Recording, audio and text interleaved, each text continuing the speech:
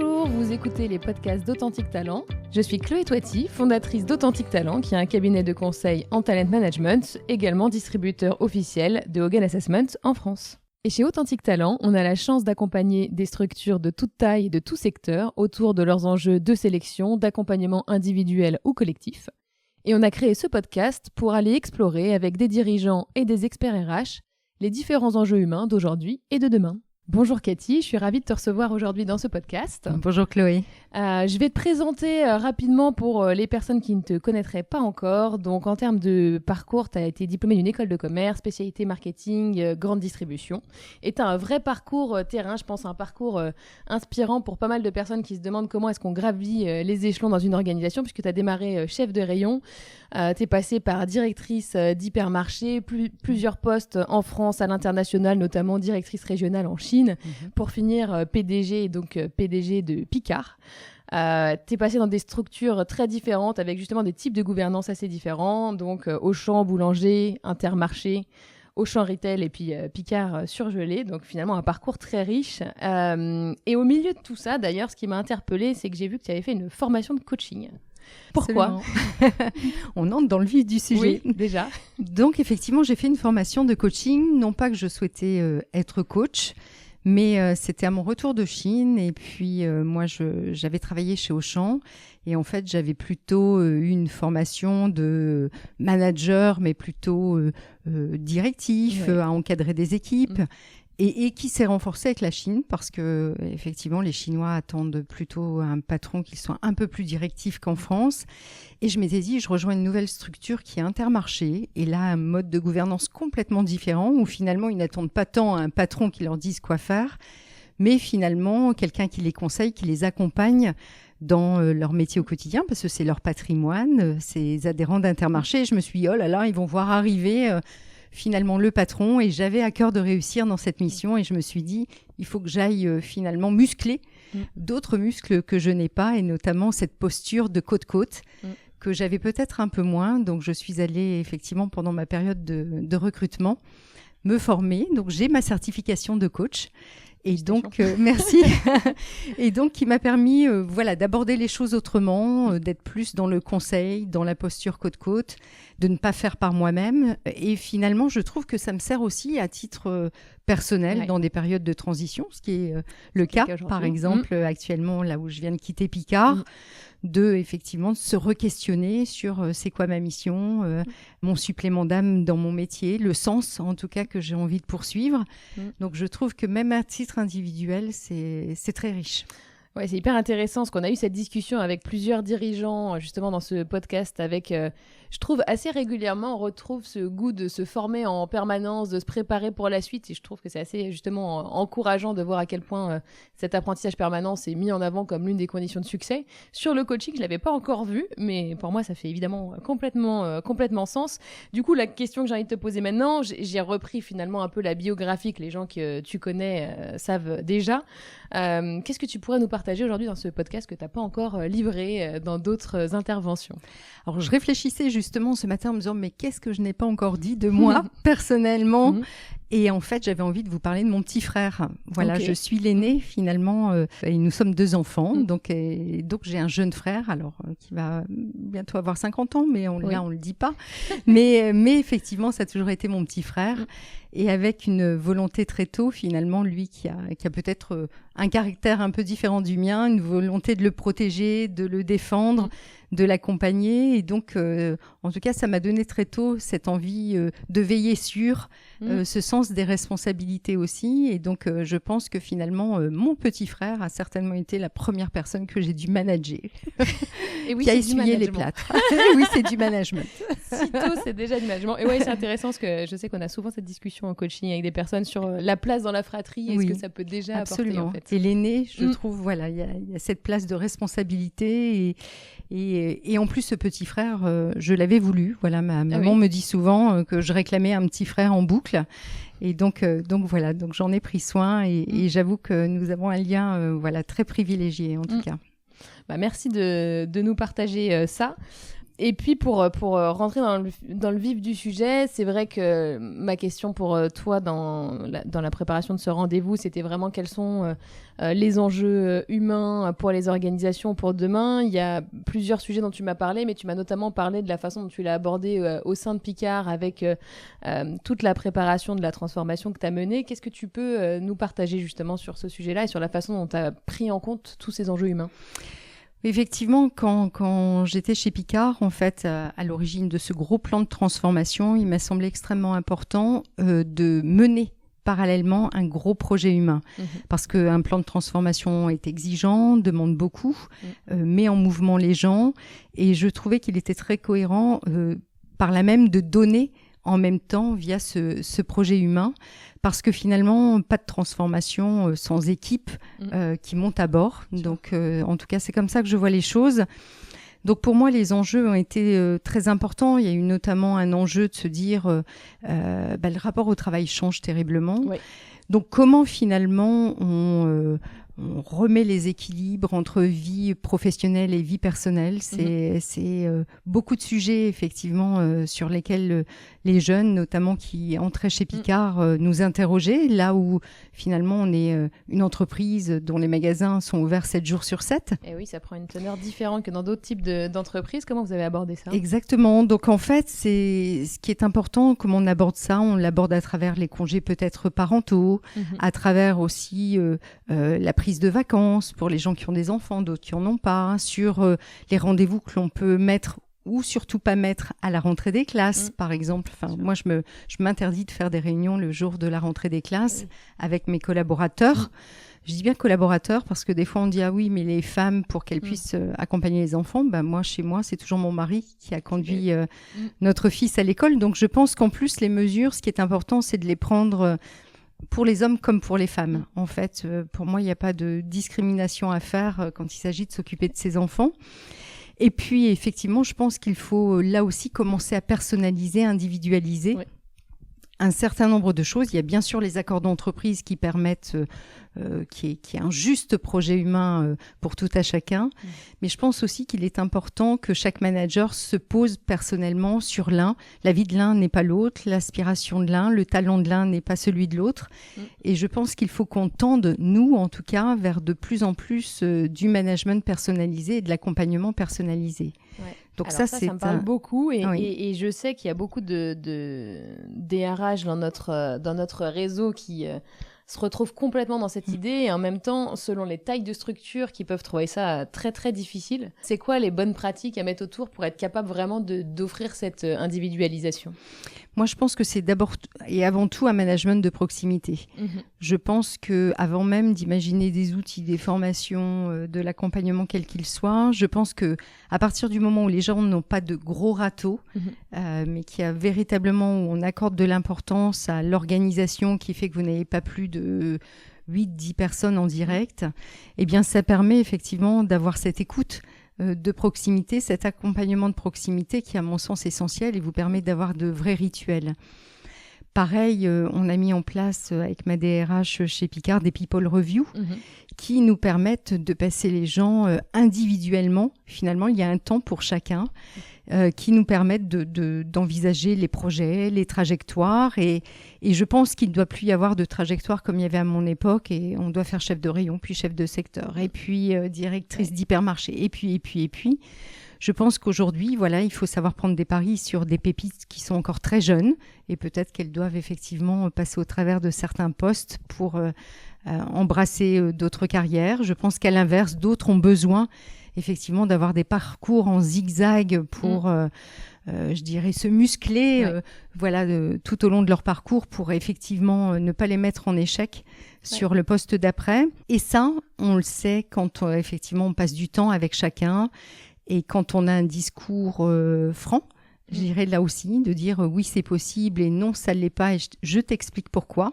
Je pense que le non, là aussi, est aussi important. Des fois, au nom de la paix sociale, on n'ose pas dire non aux gens, et pour autant, quand il est expliqué, posé et très objectif, je pense qu'il il est essentiel dans notre culture. Ouais, c'est hyper intéressant ce que tu dis. Il faut passer du temps là où, dans certaines structures, parfois les managers ont l'impression que le temps dédié au management, c'est un peu du surplus par-dessus tout le reste. Avoir un discours franc, ça nécessite effectivement, sur le plan managérial, d'avoir du courage, d'avoir développé les techniques de feedback, etc. Enfin bref, tout ça pour dire que ça s'appuie quand même sur le fait d'avoir une force managériale qui soit déjà suffisamment mature. Il y a pas mal de structures dans lesquelles il y a encore du boulot. Toi, quand tu es arrivé chez Picard, le niveau managérial était déjà suffisant pour te permettre d'accompagner ça ? Justement non, je trouve qu'effectivement il n'était pas, en tout cas, mais comme dans beaucoup de centrales d'achat ou de sièges en tout cas, ça mérite à chaque fois qu'on y passe du temps parce qu'on a beaucoup d'experts. En fait, on a beaucoup d'experts, des gens très pointus techniquement, mais qui du fait, parce qu'ils sont pointus techniquement, on oublie peut-être que le management est au moins aussi important. Et donc, c'est pour ça qu'on a lancé les attendus managériaux, en tout cas avec ma DRH, sur 4 ans. Il y a 4 attendus managériaux. Il y en a un qui est donner du sens, comment on donne du sens, du fait comment on suscite l'engagement de tout à chacun. Il y en a un second, c'était comment effectivement on pilote les résultats managériellement parlant, et c'est pas juste je veux ça, je veux tel résultat, mais non, comment on accompagne effectivement le chemin, comment on développe aussi ses équipes, et là aussi c'est toute la personnalisation qu'on a, parce qu'on voilà, selon tout à chacun, on les développe pas de la même manière. Et puis effectivement le dernier, comment on les reconnaît, voilà, et comment on valorise et comment on reconnaît, parce que là aussi c'est important. On sait que le salaire est une brique, mais pas que. On voit qu'effectivement les démissions, de moins en moins, en fait, la première raison du départ est le niveau de salaire. On voit qu'il y a d'autres choses effectivement qui entrent en ligne de compte. Ouais, c'est important effectivement de donner la voix, et puis j'imagine aussi en tant que leader d'être exemplaire et d'incarner finalement ces attendus managériaux. Comment est-ce que, j'en sais rien, toi, dans ta façon de fonctionner avec tes équipes ou dans ce que tu as demandé peut-être à ta garde rapprochée, est-ce que tu as pu travailler sur cette exemplarité ? Oui, moi je trouve qu'effectivement l'exemplarité est importante, et pas que l'humilité aussi, parce que je pense que arriver aussi en tant que patron comme étant le sachant, c'est juste pas la bonne posture. On apprend tous les jours, et on apprend des gens et on apprend des autres en tout cas, et je pense que cette humilité-là, tout le monde en a besoin, et on n'attend plus d'un patron justement qu'il soit le chef qui sait tout et qui a autorité sur tout. Mais je pense qu'on attend d'un patron qui soit bien sûr le chef d'orchestre, mais qui soit congruent, qu'il ait ses sensibilités, qu'il ait aussi toute l'humilité de continuer à apprendre. Et c'est ce qui, finalement, je pense, rend le management plus humain. Justement, et qui nous sort un petit peu de tout ce qu'on apprend. On parlait du feedback ou des méthodes tout à l'heure, mais le fait d'y mettre de soi l'humanise en tout cas encore plus. Et je pense que voilà, la technique est une chose, mais y mettre son supplément d'âme, c'est encore mieux. Donc effectivement, être exemplaire, ça a été pour moi notamment quand il y a eu le projet de transformation, l'initiation, d'aller au-devant de tous mes responsables de magasins. Donc ça a été plus le siège, donc pas loin de 2000 personnes, pour effectivement aller expliquer pourquoi ce projet de transformation. Alors, quand j'en parle à certains de mes collègues, ils me disent « mais t'es le patron, t'as pas besoin de te justifier ». En fait, c'est pas tant me justifier, mais c'est donner du sens. Pourquoi on va prendre effectivement telle orientation, tel chemin ? Pourquoi on va pas prendre un autre ? Pourquoi, depuis des années, par exemple chez Picard, on leur disait que le digital n'était juste pas fait pour Picard, parce que gros maillage de magasins, et que finalement, voilà, ça faisait 50 ans et que ça fonctionnait très bien comme ça. Ça a été une vraie rupture du coup. Ça a été une vraie rupture, ça. Et pour le coup, le monde change. Donc, c'est sûrement pas de dire ce qu'on vous a dit avant était faux, était erroné, n'a pas de sens. Au contraire, c'était de dire ça appartenait à une autre époque.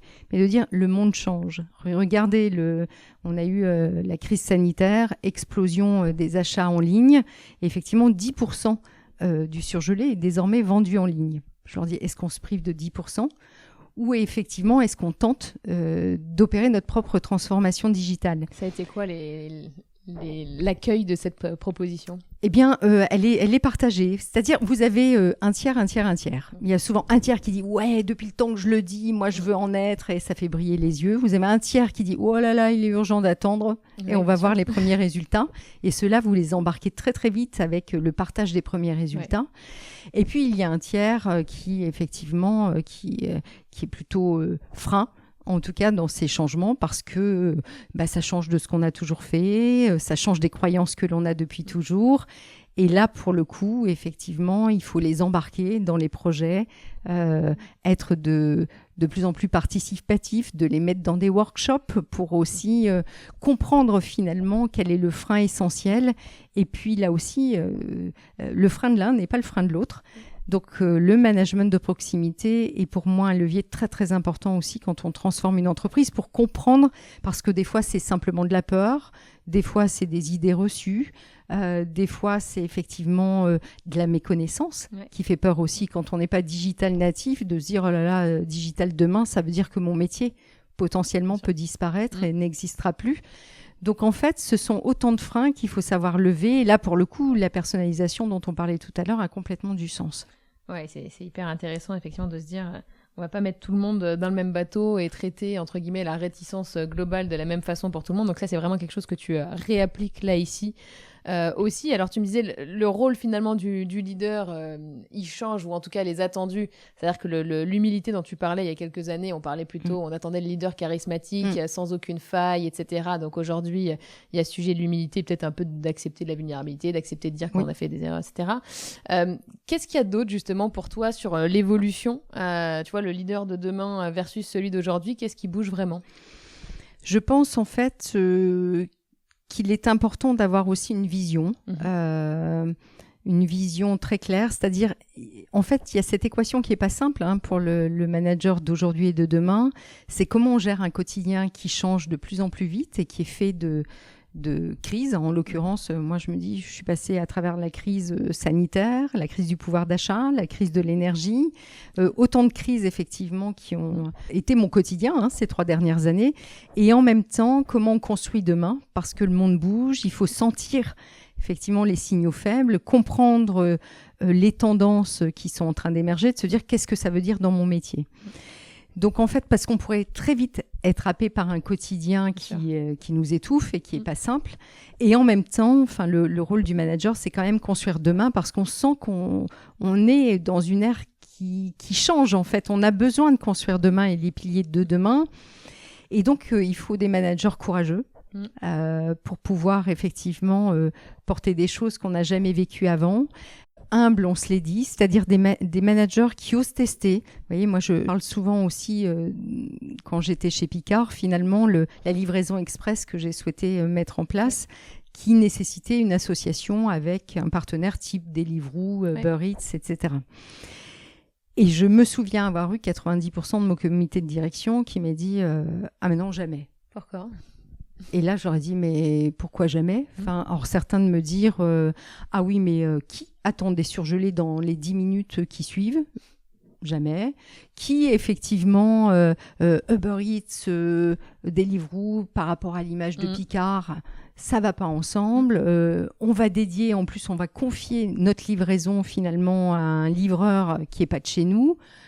C'est pas dit qu'il ait une livraison au top, etc. Donc là, 3 choix se sont posés à moi en tant que manager. Soit effectivement, je leur disais, c'est moi le patron. Donc si j'ai décidé de faire la livraison express, on va faire de la livraison express. Et là, à mon avis, je peux vous dire que le projet serait mort-né, je pense, très très vite. Soit effectivement, deuxième option, c'eût été de dire oh là là, 90% sont contre, il est urgent de ne pas générer, effectivement, d'acheter la paix sociale, et là de dire bon, vous voulez pas, on fait pas. Et là, à mon avis, j'aurais dû sortir les rames pour transformer la boîte, parce que systématiquement, j'aurais eu ce genre d'opposition, et c'est ce qu'on vit en France, si je fais référence aux retraites ou autres, à chaque fois qu'il faut changer quelque chose. Donc l'option que j'ai choisie, c'était de dire je ne sais pas si vous avez raison. Je ne sais pas si j'ai raison. Testons. Testons.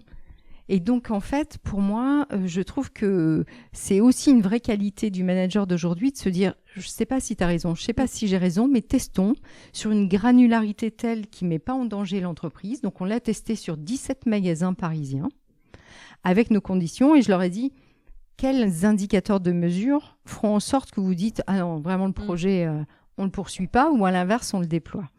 Et donc, j'ai eu, on va suivre les réclamations clients.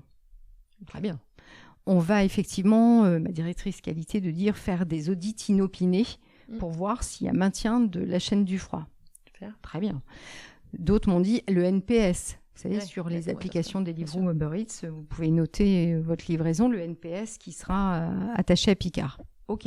D'autres m'ont dit, est-ce qu'il y a une vraie appétence ? Est-ce qu'on recrute avec ce service-là ou au contraire, on vient cannibaliser nos magasins ? Très bien. Et est-ce que c'est rentable ? Voilà. C'est les 5 indicateurs de mesure et je peux vous dire que je les ai confiés à chacun, c'est pas moi qui suis allée effectivement mesurer ce genre de choses. On a commencé en janvier 2021, juin 2021, nous avions effectivement un rendez-vous ensemble et là, 0 réclamation client, un NPS de 4,8 sur 5, 100% des audits réalisés ont été très bons.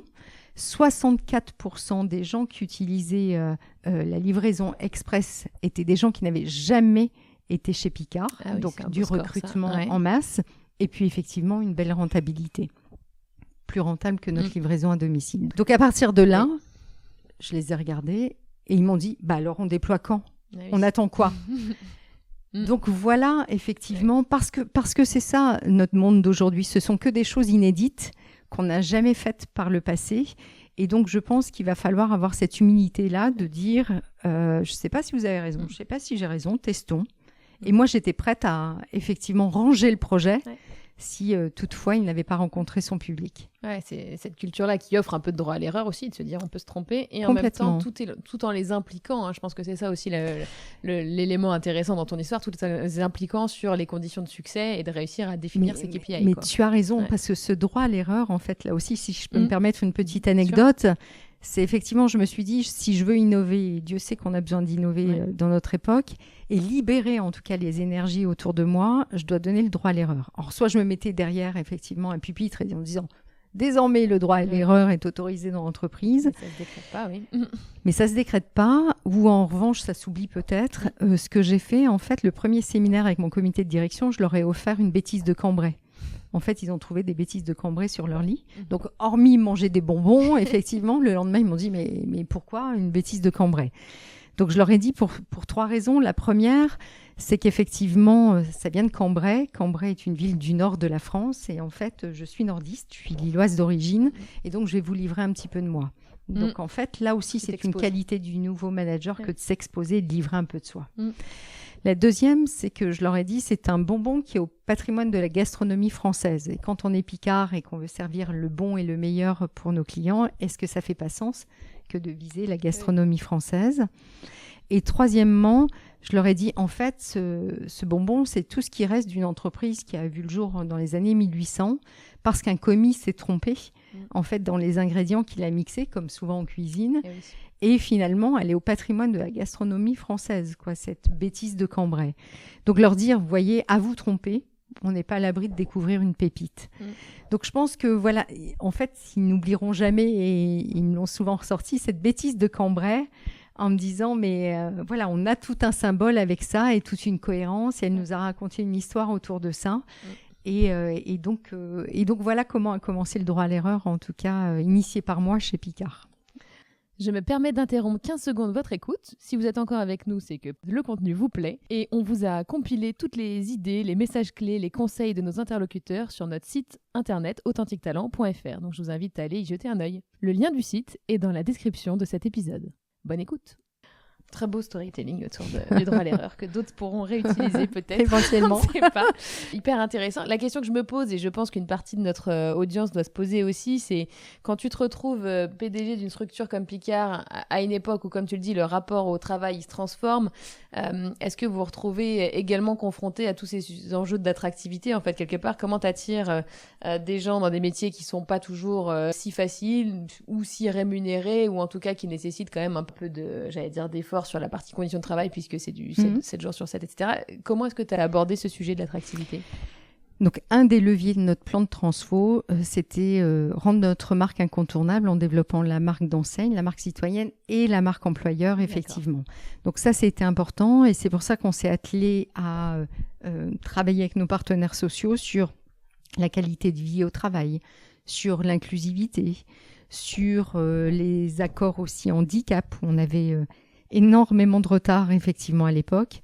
Donc, pour d'une part, retenir nos talents, parce que je pense que le sujet, avant même d'aller recruter, c'est comment on retient nos talents.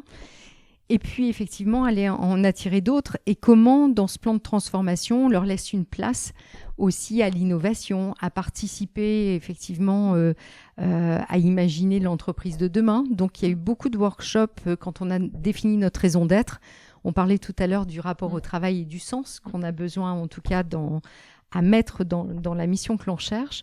Eh bien, quand on a retravaillé la raison d'être de l'entreprise, toute l'entreprise a été embarquée. En tout cas, pour justement travailler, on parlait du coaching tout à l'heure, mais travailler ce supplément d'âme, travailler cette mission, en tout cas, qui nous dépasse et qui fait tellement de sens pour nous, qui fait que finalement, en dehors du salaire, il y a d'autres choses qui nous motivent dans l'entreprise. Et puis, ça a été effectivement... comment on nourrit tout ce package salarial. Alors, il y avait déjà effectivement une grille salariale au-dessus du SMIC chez Picard. Il y avait déjà des accords d'intéressement et de participation qui sont extrêmement plébiscités à notre époque. Mais on a travaillé sur la prévoyance, sur la mutuelle, sur le nombre de jours accordés aux parents pour accompagner les enfants malades ou hospitalisés, sur les moments de convivialité aussi, aller mettre des dotations par équipe, notamment en magasin, pour aller fêter de temps en temps, ensemble des moments de convivialité. Sur de la mobilité aussi, on a effectivement eu recours à une plateforme de covoiturage, pour lesquelles nos collaborateurs effectivement peuvent recourir quand ils sont dans des grandes villes. Donc en fait, c'est cette marque employeur, c'est comment on la nourrit. On parlait de People Review, aussi personnalisé, où pour chacun, effectivement, on est sorti des histoires communes, mais pour aller trouver le talent de chacun, le projet de chacun et l'accompagner au mieux dans le temps, sur effectivement une politique salariale qui a été revue aussi et qui est lisible. C'est-à-dire, c'est pas, je donne des primes à l'un, à l'autre et on ne sait pas trop pourquoi. Non, on sait pourquoi. Il y a des primes distribuées, à quelles conditions on les obtient. Donc, je pense aussi de l'équité, la transparence, la sincérité. Ce sont aussi des qualités, en tout cas pour moi, qui sont très, très fortes quand on construit un projet humain et notamment une marque employeur. Donc oui, effectivement, pour attirer des nouveaux talents, il y a tout le sujet sur le travail qui se fait de l'intérieur et pas juste du marketing ou de l'affichage, Absolument. mais de repenser finalement toute l'expérience collaborateur en profondeur. Oui, tout à fait. Et tu me disais justement sur ce sujet-là, parce que tu parles de mobilité et puis de l'individualisation des parcours, tu me disais que finalement, il y a des choses à repenser, et ça, c'est un message que j'ai entendu aussi dernièrement, sur lequel j'aimerais vraiment t'entendre, c'est aujourd'hui, on sait que les personnes vont plus venir pour la même durée qu'avant, et finalement, on peut accepter que ce soit une bonne chose que les gens viennent pour 3 ans. Et ça fait repenser l'ensemble. Qu'est-ce que tu peux me dire là-dessus ? Oui, c'est vrai. Moi, je suis de la génération où on entrait dans une entreprise, on y restait toute la vie. Enfin, moi, je suis restée 21 ans chez Auchan. Donc, en fait, j'étais de cette génération-là et on ne pouvait pas et on n'avait pas le droit de dire qu'on aspirait à autre chose. Enfin, c'était une démission signée immédiatement. Donc, or, aujourd'hui, je trouve que l'employabilité, ça fait aussi partie des qualités d'une marque employeur. De se dire... Viens chez moi, on va t'apprendre effectivement comment manager très vite, comment gérer un magasin complètement, parce que c'est quand même le cas pour nos équipes de magasins. Très très vite, en fait, même pas au bout d'un an, elles sont capables de fermer, d'ouvrir un magasin. En plus, on développe la polyvalence. Donc, ce ne sont pas seulement des gens qui sont derrière effectivement une caisse, mais qui, au contraire, passent des commandes, font des réceptions, sont au conseil à la vente. Donc, en fait, c'est ça aussi, c'est de se dire, on sait très bien que quand tu as 23 ans, tu ne vas pas venir toute ta vie chez Picard. J'en crois plus un mot aujourd'hui. Et si ça arrive, bien, très bien, tant mieux. Mais en tout cas, ce qui est sûr, c'est qu'on va développer chez toi une telle employabilité. C'est qu'en magasin, tu auras touché à tellement de postes en très peu de temps que ça fera de toi quelqu'un, effectivement, qui derrière pourra accéder peut-être à des postes que tu avais envie d'avoir. Et peut-être tu ne l'as pas eu de par un schéma scolaire qui ne s'est pas présenté. Et là aussi, aujourd'hui, avant, il fallait cumuler les expériences pour finalement valoriser ses compétences. Aujourd'hui, on embauche plus les gens, notamment en magasin, sur des soft skills, comme on dit, en capacité. Est-ce que la personne a les compétences pour accueillir les gens? Est-ce qu'elle est souriante? Est-ce qu'elle aime les gens? Est-ce qu'elle aime aller au-devant des gens? Et puis, effectivement, on se dit derrière, on a notre formation qui fera en sorte qu'on t'apprendra à passer une commande, on t'apprendra à encaisser, on t'apprendra à vendre un programme de fidélité. Donc, je pense que ça, c'est important parce qu'effectivement, ça détend tout le monde que de se dire, on peut concevoir que tu rejoins une entreprise, mais voilà, tu veux pas y rester toute ta vie, mais tu viens chercher des choses que tu reconnais dans l'entreprise. Très bien, si on nous reconnaît déjà pour ça, c'est déjà effectivement un moyen d'attirer des gens. Oui, et puis on va pas te le reprocher. Là où il y a effectivement pas mal de structures qui disent on va investir sur le développement des gens et on va leur en vouloir quand ils partent et qu'ils nous trahissent. Voilà. Et oui, et j'ai entendu ça, il m'a trahi. Non, en fait, il a fait un bout de chemin avec toi et c'est le cas des dirigeants aussi. Les dirigeants tels que je suis, en moyenne, on est 3-4 ans sur certains postes. Ça a été mon cas chez Picard et je trahis pas Picard en partant. J'ai apporté ce que j'ai pu y apporter, comme dans chacune de mes enseignes, le meilleur de ce que je pouvais apporter. Et puis ensuite, effectivement, j'ai envie d'apporter autre chose ailleurs. Je résiste pas, avant de passer à mes dernières questions, à te poser une question sur un sujet dont tu m'avais parlé. C'est-à-dire que tu dis que parmi les sujets sur lesquels tu as mené une transformation chez Picard, il y a tous les sujets justement de travailler sur l'inclusion en interne et les sujets de diversité, c'est important. Et je pense que ça a été aussi important dans ta carrière parce que faire ce bout de chemin en tant que femme dans un monde qui est quand même globalement assez masculin, ça doit nécessiter quand même un peu on aussi à de la diversité. C'est quoi tes convictions là-dessus et comment tu as essayé de faire bouger les lignes aussi à ton niveau? Les convictions, c'est que on n'est pas au bout du chemin. En tout cas, moi, je peux l'éprouver par moi-même, qui suis effectivement une femme, la seule PDG dans le retail alimentaire. Donc quand même, ça dit beaucoup de notre société. Moi, j'ai pas tant le sentiment qu'on avance énormément quand même. Je trouve que moi, je pensais qu'en étant PDG, cinquantenaire, je n'aurais plus de remarques sexistes ou plus d'ambiguïté sur ce que je suis capable de faire. Il se trouve que si, encore.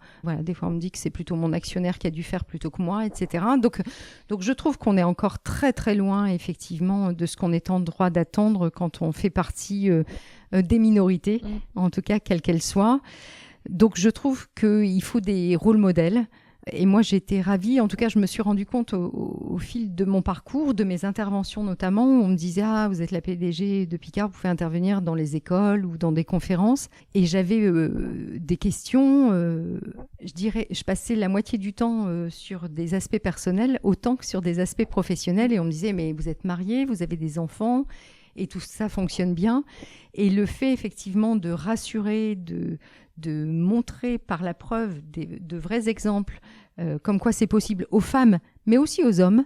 Je trouve de montrer aux hommes que comment on fonctionne nous, comment il est facile de détecter aussi des potentiels féminins, parce que on a encore... je dirais peut-être ce défaut-là, nous les femmes, c'est-à-dire qu'on a souvent le syndrome de l'imposteur et qu'on réclame pas forcément facilement le poste d'après. Et je pense que les hommes ont aussi cette responsabilité-là d'aller détecter le meilleur, en tout cas, chez les femmes ou d'autres minorités, d'ailleurs. Effectivement, on parle d'inclusivité, donc je peux l'étendre plus large.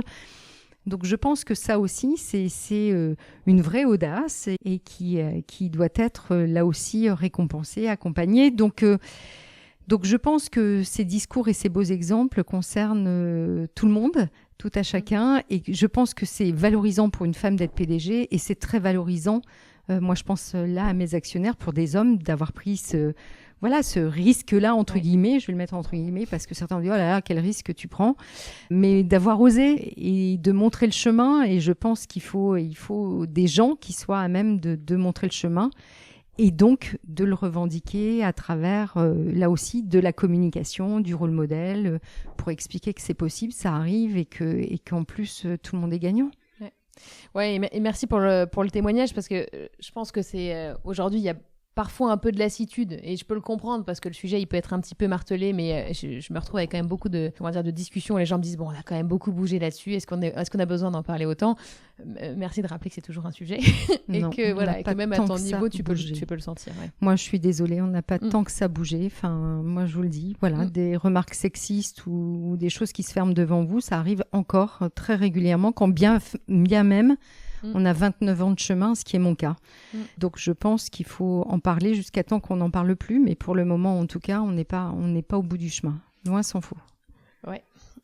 Merci pour ce sujet-là, je pense qu'il était vraiment important à rappeler.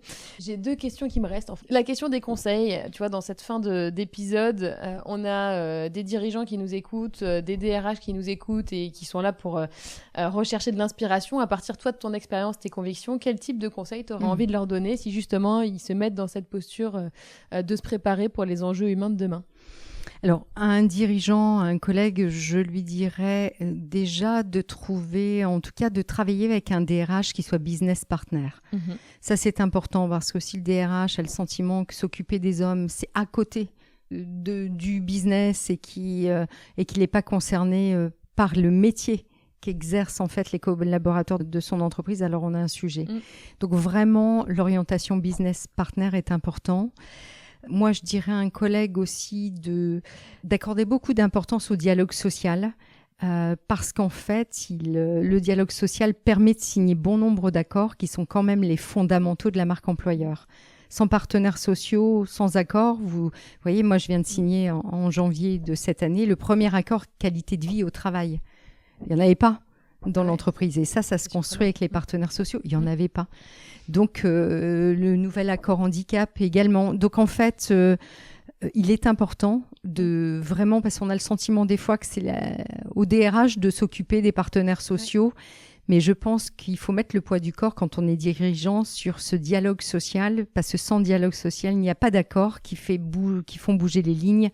En tout cas, parce que, en tout cas, en France, on a besoin de ces accords pour vraiment être dans la preuve et dans des choses très concrètes. Et puis, le troisième conseil que je donnerais aux dirigeants, et on en a parlé, c'est d'incarner, en tout cas, les valeurs de l'entreprise. C'est-à-dire l'exemplarité, je pense, est essentielle. La congruence, on fait ce qu'on dit, on dit ce qu'on fait, est désormais une qualité très attendue, en tout cas par les jeunes générations. Enfin, moi, je sais que quand je quitte certaines personnes, ce qu'on me rappelle, c'est « Ah, mais tu m'as inspiré, tu m'as donné envie, tu as été congruent. » Et je pense que, voilà, incarner, donc ça veut dire s'exposer, ça veut dire prendre la parole, ça veut dire effectivement des fois ne pas plaire à tous. C'est mon cas. Forcément, dans toutes mes entreprises, voilà, j'ai pas été louis d'or pour tout le monde, et c'est pas grave, Mais en tout cas, l'essentiel, effectivement, c'est que vous portiez une transformation. Et puis, je dirais au DRH, je dirais là aussi les conseils que je pourrais leur donner pour valoriser, en tout cas, les projets humains qu'ils veulent porter au sein de l'entreprise, c'est de se dire il n'y a pas de business pérenne, en tout cas sans projet humain solide et fort. Parce que on transforme avec les gens, pour les gens, et que, on l'a dit tout à l'heure, ils peuvent soit être moteurs, soit être freins. Et que là aussi, donc la première clé de la réussite, c'est tout le change management, tout l'accompagnement au changement. Et ça, pour moi, la cheville ouvrière, c'est quand même le DRH. On a parlé de futur aussi et de choses inédites. Moi, je dirais au DRH, vous êtes aussi les garants de la gestion prévisionnelle des emplois. Et là aussi, c'est de se dire quel emploi va disparaître à 3, 4, 5 ans, quels sont les nouveaux emplois, les nouveaux métiers dont on va avoir besoin demain. C'est à vous de les détecter, c'est à vous de les sentir, c'est à vous de les recruter, c'est à vous de les former. Donc en fait, là aussi, c'est pour moi essentiel. Et vous voyez, chez Picard, c'est un premier accord qu'on a conclu aussi, la gestion prévisionnelle des emplois, mettre les emplois repères. Et on a annoncé aux gens que dans 5 ans, 4 ans, 5 ans, leur emploi allait disparaître. Eh bien ça fait partie de l'authenticité que l'on a, mais 4-5 ans avant, ça permet effectivement de mettre en place des plans de mobilité dans l'entreprise ou à l'externe. Ouais. Moi, pourvu que les gens soient heureux, si c'est à l'extérieur, c'est très bien. Mais ça permet de faire ça sereinement, posément, et que chacun, effectivement, soit gagnant du changement. Ouais. Et ça, il y a quand même aujourd'hui beaucoup de structures, enfin toutes, dans lesquelles les emplois vont bouger, mais c'est vrai qu'avec l'intelligence artificielle, on voit qu'il va quand même y avoir des transformations qui sont massives. Énorme. Et c'est maintenant que ça se prépare. Et je pense que ce que tu nous dis, ça repose encore une fois sur du courage, hein, parce qu'il faut oser dire à ses collaborateurs, dans 4 ans, votre job, il n'est plus là. Bon, même si probablement que tout le monde l'imagine dans un coin de sa tête, il faut le dire. C'est ça, mais on a toujours le sentiment que c'est pour les autres et pas pour soi. Donc en fait, le dire et faire en sorte que vraiment le DRH soit au cœur de la gestion prévisionnelle des emplois et ait cette vision-là et savoir justement quels emplois vont disparaître, à l'inverse, quels sont ceux qui vont être créés et d'accompagner tout cela, pour moi c'est essentiel et ça, en tout cas, moi j'ai le sentiment que le DRH est du fait le premier levier de la transformation de l'entreprise et que le métier doit forcément changer, là aussi, évoluer, mais évoluer dans le bon sens. C'est plus seulement effectivement le service du personnel. C'est à l'inverse, on parlait de prévision, de carrière, d'emploi, de personnalisation, et Dieu sait que c'est un beau métier. Ouais, ça nécessite beaucoup plus de vision stratégique que ce qu'on a pu imaginer Absolument. sur cette fonction. Absolument. Merci beaucoup Cathy, c'était vraiment passionnant et puis très, très concret, donc je suis persuadée qu'il y en a qui vont repartir avec beaucoup d'éléments pour leur quotidien. Merci beaucoup Chloé. Au revoir. Au revoir. Merci de nous avoir écoutés. On se retrouve très prochainement pour le prochain épisode. Et d'ici là, n'hésitez pas à réécouter les épisodes précédents ou à consulter la fiche synthèse qui reprend les points principaux de cette conversation et que vous retrouverez sur notre site internet. À bientôt!